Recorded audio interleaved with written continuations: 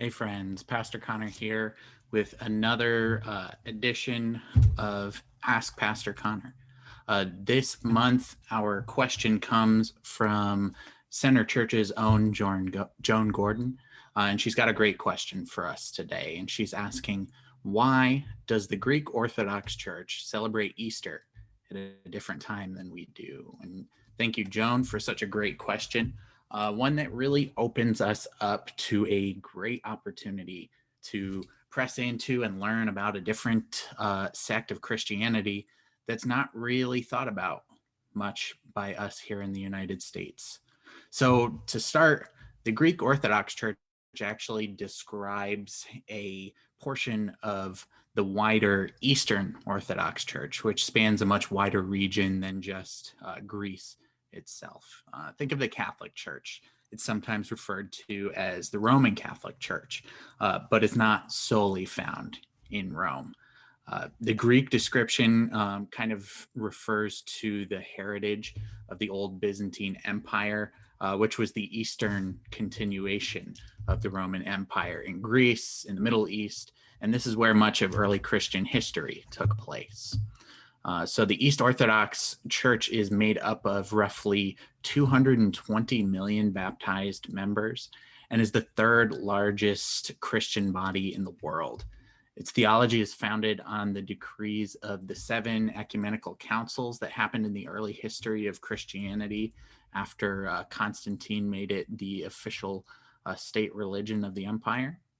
And the EOC maintains the belief that it practices the original Christian faith and that its bishops are the direct successors of Christ's own apostles. So to better understand the foundations of the Orthodox tradition, we'll kind of look at the Greek word for a second. The Greek roots of the word Orthodox is really helpful.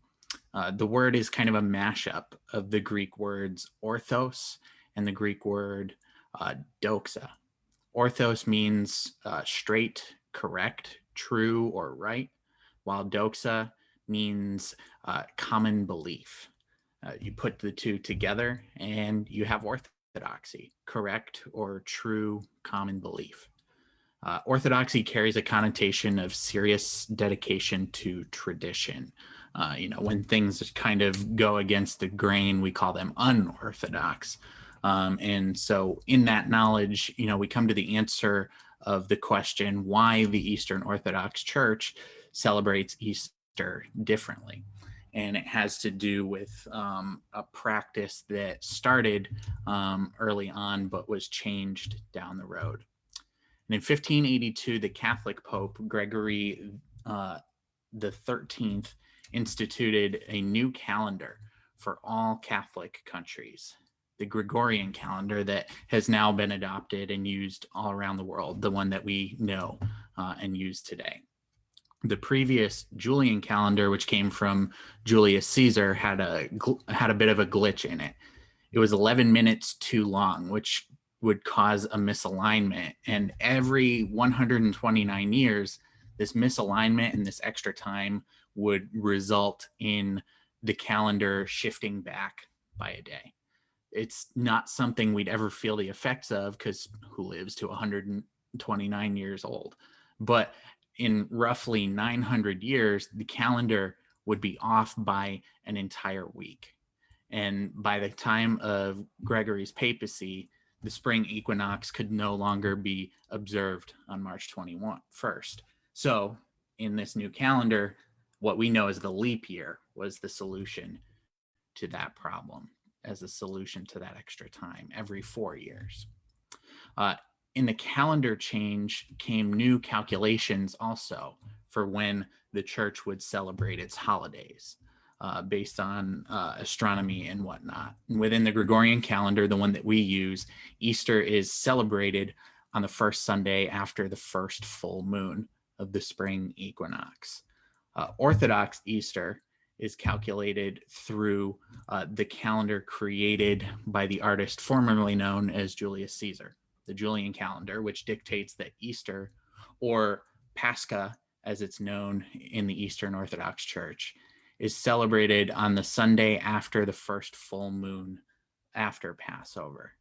The last time the two calendars coincided was on Easter of 2017 on April 16th, and it won't happen again until April 20th of 2025.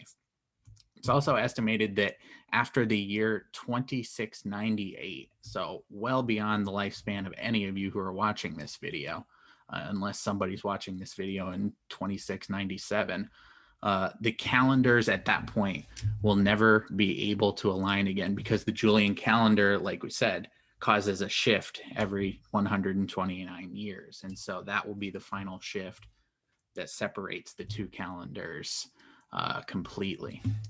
And so really the answer to Joan's great question simply boils down to the difference in calendar use and the difference in the way that the calendars calculate when the holidays are supposed to be celebrated. So a long way to get to that answer, but it's a really interesting kind of history lesson. So hope you enjoyed it. If you're interested in the written version of this response, you can go onto our website, check it out in our newsletter, which will be published this weekend. And friends, check out the rest of the website too. There's a whole lot going on. So thank you so much for watching, and we will see you soon.